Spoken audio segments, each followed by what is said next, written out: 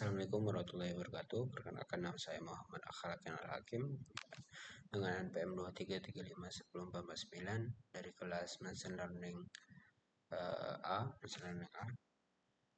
Di sini saya akan menjelaskan proyek UAS yang telah saya bikin. Saya menggunakan dataset 6 yang tentang tiroid. Pada video ini saya melakukan prediksi kekambuhan kanker tiroid menggunakan algoritma decision tree dan random forest. Tujuan dari proyek ini adalah membangun model machine learning yang dapat memprediksi apakah pasien kanker tiroid mengalami kekambuhan atau tidak berdasarkan data klinis pasien. Terus dari penjelasan yang dari dataset, permasalahan yang ingin diselesaikan pada proyek ini adalah melakukan klasifikasi terhadap pasien kanker tiroid berdasarkan kemungkinan terjadinya kekambuhan. Dataset yang digunakan adalah dataset 6_tiroid yang berasal dari pembagian dataset UAS. Data dari dataset ini terdiri dari 100 data pasien, 9 fitur prediktor, terus 1 variabel target yaitu record. Fitur yang digunakan antara lain ada age, gender, smoking, riwayat merokok sebelumnya, riwayat radioterapi, terus physical examination, terus ada pathology, terus ada vocality, dan yang terakhir response. Sedangkan target yang akan diprediksi adalah record, yaitu apakah pasien mengalami kekambuhan atau tidak. Terus bagian selanjutnya itu ada exploratory data analysis atau bagian EDA.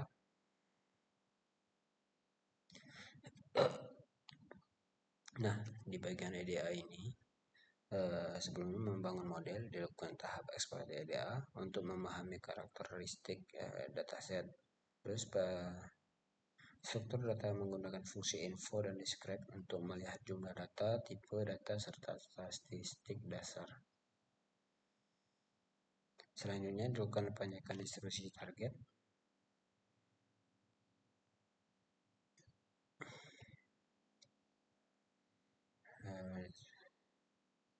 Berdasarkan hasil analis, dataset memiliki 2 kelas, yaitu pasien yang mengalami kekambuhan dan tidak.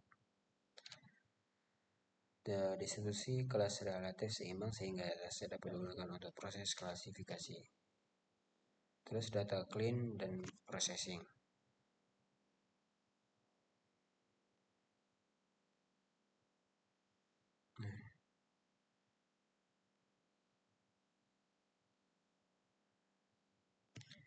Tahap berikutnya ada processing dan data. Pada tahap awal dilakukan pengecekan matching value.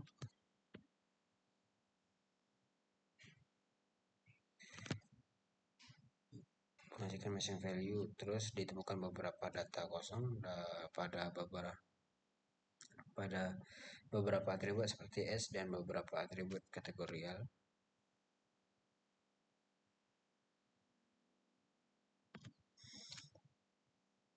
Untuk menangani data kosong, data numerik menggunakan nilai median, data kategorial menggunakan nilai modus. Selanjutnya dilakukan normalisasi terhadap target record. Karena sebelumnya terdapat beberapa format seperti yes, yes, yes, dan no, no, no, maka dilakukan perubahan menjadi format binary, yaitu 1 untuk mengalami kekambuhan dan 0 untuk tidak mengalami kekambuhan. Karena algoritma machine learning tidak dapat membaca data berbentuk teks, dilakukan encoding menggunakan one-hot encoder agar seluruh data dapat diproses oleh model. Terus pemilihan algoritma.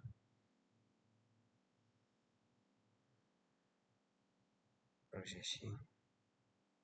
Untuk pemilihan algoritma di sini menggunakan machine learning, menggunakan decision tree dan random forest. Terus di bagian decision tree terpilih karena memiliki struktur keputusan yang mudah dipahami dan dapat memberikan interpretasi mengenai proses klasifikasi. Terus algoritma kedua yaitu random forest. Random forest ini merupakan metode example yang menggabungkan beberapa decision tree sehingga dapat menghasilkan model yang lebih stabil dan mengurangi risiko overfitting. Kedua, algoritma tersebut digunakan untuk melihat algoritma mana yang memberikan performa terbaik pada dataset kanker tiroid. Terus evaluasi model.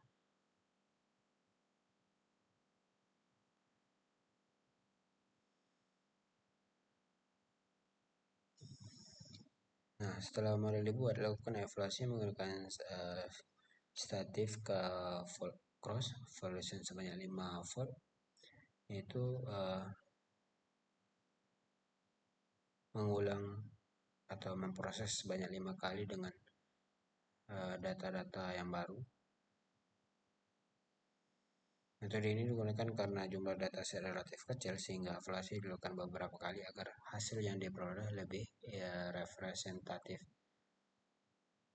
Terus metrik evaluasi yang digunakan ada akurasi, precision, recall, dan F1 score. Hasil evaluasi menunjukkan decision tree mendapatkan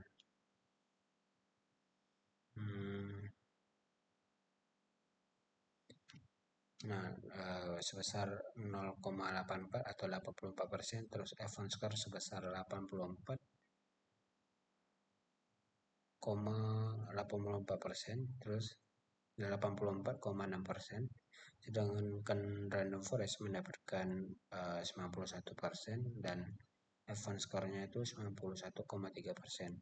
Berdasarkan hasil tersebut, random forest memiliki performa yang lebih baik dibandingkan decision tree. Terus convolution matrix dan ROC AUC. Nah, ini convolution matrix.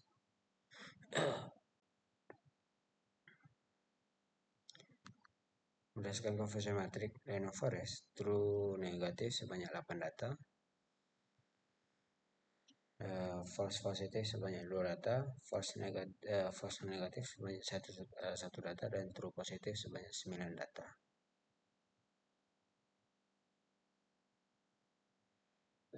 Artinya model mampu mendeteksi sebagian besar pasien yang mengalami kekambuhan. Selain itu, dilakukan evaluasi ROC dengan nilai AUC sebesar 0,98. ROC AUC.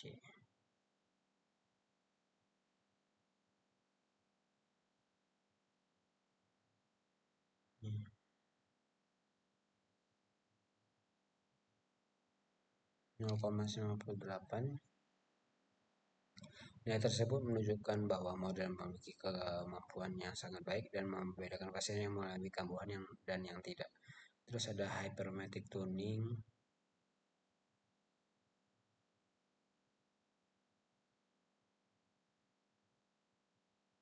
Hypermetric tuning.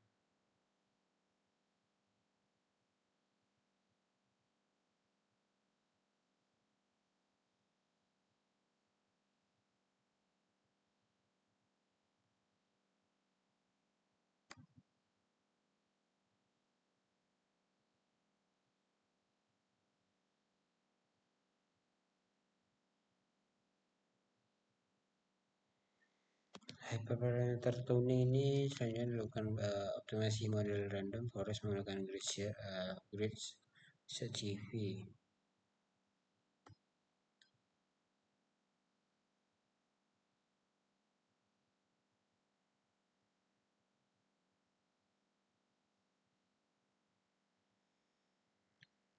Tujuan optimal ini adalah mencari kombinasi parameter terbaik untuk meningkatkan performa model. Parameter yang diuji yaitu jumlah pohon atau estimator, kedalaman pohon atau max depth, terus minimum sample split.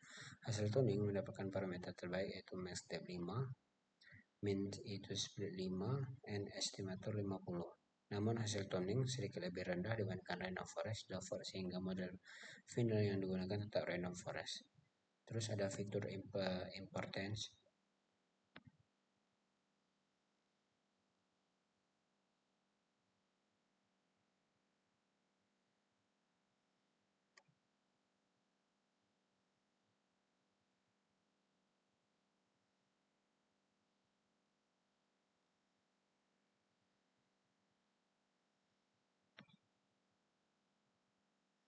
Nah, Selain performa model, lakukan juga analisis fitur importance untuk mengetahui fitur yang paling berpengaruh terhadap hasil prediksi. Berdasarkan hasil Random Forest, fitur dengan pengaruh terbesar adalah pertama yaitu respon excellent dengan nilai importance sekitar 0,278. Terus kedua itu ada respons struktural incomplete dengan nilai sekitar 0,274. Ketiga itu ada edge dengan nilai sekitar 0,117. Hal ini menunjukkan bahwa respon pengobatan dan usia pasien menjadi faktor yang paling banyak digunakan model dalam melakukan klasifikasi. Nah, jadi kesimpulan dari proyek ini, model machine learning berhasil dibangun untuk melakukan prediksi kekembuhan kanker tiroid menggunakan dua algoritma yaitu decision tree dan random forest. Berdasarkan hasil evaluasi, random forest menjadi model terbaik dengan akurasi sebesar 91% dan F1 score sebesar 91,3%. Dengan demikian, random forest dipilih sebagai model final karena memiliki kemampuan klasifikasi yang lebih baik dibandingkan decision tree. Mungkin itu saja yang bisa saya sampaikan. Lebih dan kurang saya mohon maaf. Wabillahi taufiq wal hidayah. Wassalamualaikum warahmatullahi wabarakatuh.